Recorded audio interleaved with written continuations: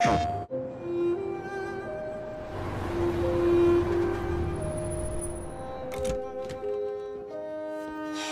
been gone for 2 weeks, so the place is a mess. You do the housework, the washing, you cook the meals. That's Alice. You look after her. Homework, bath, all that crap. Got it? Right away, Todd. Hi, my name is David Cage. I'm the writer and director of Detroit Become Human. We're here in Paris, and as we just introduced this new playable scene from Detroit featuring this character called Kara, we thought it was a great opportunity to revisit the origin of this character in this short video that we created in 2012. Let's have a look. So it's been years since I haven't watched this again. I tend not to go back to my previous work. When it's done, but it's always a great pleasure to watch it again. Initially, this piece was just a tech demo. I mean, it's never been something we intended to become a game. It was a tech demo that I wrote very quickly because we wanted to see what kind of emotions would come across in our brand new real-time 3D engine that was running in real time on PlayStation 3. So I wrote very quickly the script, was not sure what I was doing exactly, just wanted to go through many different emotions in 4 or 5 minutes. So we started by casting this young actress called Valerie Curry, and I probably met dozens of actresses in LA, but when Valerie came in the room for the first time, I thought this woman has something special. I just hope that she's also a great actress. And actually she delivered the most impressive performance I've seen. And it's a very difficult piece because it's going from being a robot to being a human being, basically, and having emotions and being able to cry and all these things. Very challenging script, very difficult, and Valerie did an amazing job. So all these things with the robotic arms that you see moving around was another major challenge we had. My God, it was really something difficult, because actually we wanted the actress to be aware of the presence of these robotic arms, and so know where they were and be able to look at them and maybe push them back at some point, as we will see. So basically we had like 3 people on set faking the arms and just, you know, with this very precise choreography, just making sure that they were moving the right way at the right moment so she could react and push them back and look at them at the right moment in the right timing. So all this is perfectly choreographed, and it was a real nightmare to make, and I think the people who did it still remember it today. So one of the challenges we had was to play with this character, make her look human, but at the same time look like an android. And one of the first questions that we had was, how are we going to make her believable, human, so people care for her and not just say, oh, it's a robot, I don't care, I don't share emotions, I don't feel any empathy. And actually the performance of Valerie Curry answered that question for us, because her performance was so moving that it became very natural and it came very easily. We just heard her singing in Japanese, so in order to do this, and before that she spoke French, and German, I think, if I remember well. Of course, it's not Valerie. She has a lot of talents, but she doesn't speak so many languages. So we had to work with a Japanese singer who just did this bit, and with a French actress and a German actress to do the different languages. And at the end, we put everything, of course, on Valerie's face, so it looks like it's Kara speaking different languages.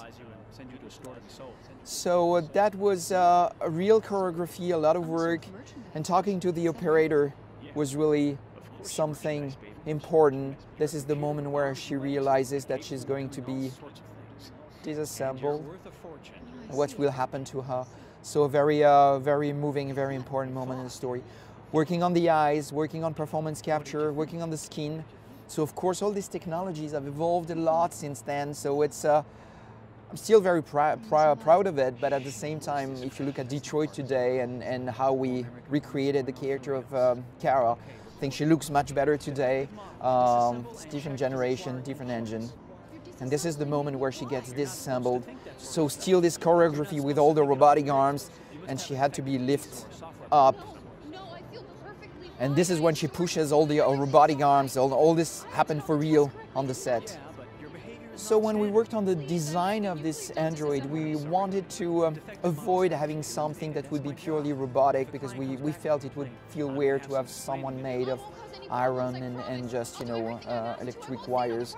So we wanted to create a structure, an anatomy that would pretty much look like a human being. So we created this heart beating in the chest and this blue blood that would go through her veins, so we could have this, you know, this feeling of empathy. She looks human, and she also had a heart beating and blood in her veins. That was something important to us, and I think it plays an interesting role, an interesting part in the impact that the piece has. And again, that was a huge challenge to create a character and so show how she's assembled on screen, looks like a human, and then disassembled again and then reassembled. It was a challenge on a technical point of view with a real-time 3D engine, but it was also a challenge in matter of directing, because we wanted to find the right pacing. We didn't want the player, the user, to see it, to find it boring. And it's all in the performance of the actress that it came to life. That's the moment where the operator changes his mind and decides to let her go.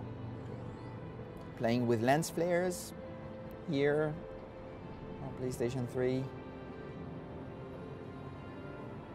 Last moment of fear. And she realizes that now she's free. And we wonder where she goes, and actually she goes in a box, and we realize that there are many models like her, but we also understand that she's very unique and very different. And of course, when she leaves the factory like this, we really wondered what will happen to her from this point. Where does she go? Where is this factory? Where is it in the world? What will happen to her? And this is the story that we try to tell in Detroit Become Human. Well, it was great watching this again after all these years, but Kara's journey now continue, and it's in Detroit Become Human on PlayStation 4. My name is Kara. I am one of them. This is our story.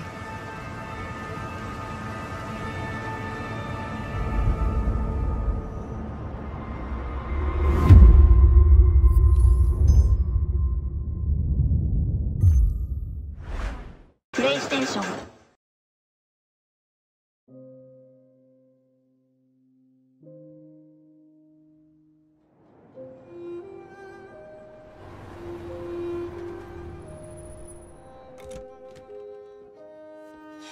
You've been gone for 2 weeks, so the place is a mess. You do the housework, the washing, you cook the meals. That's Alice. You look after her. Homework, bath, all that crap. Got it? Right away, Todd.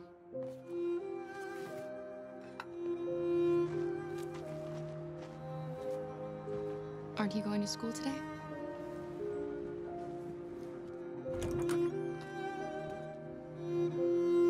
I'm sure we used to be friends before I was reset.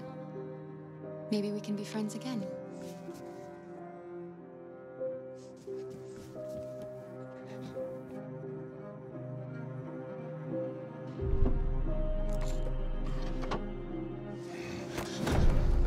You shouldn't mess around with my stuff. It makes me nervous. I'm sorry, Todd. What are you looking at? Maybe you think this is easy. Maybe you think it's my fault your fucking mother took off. Fucking whore walked out on me for a fucking accountant. Come back here. You stay there. Don't you dare fucking move. Alice! Daddy's very mad. It's all over now. Daddy isn't angry anymore. You know Daddy loves you. This is all your fault!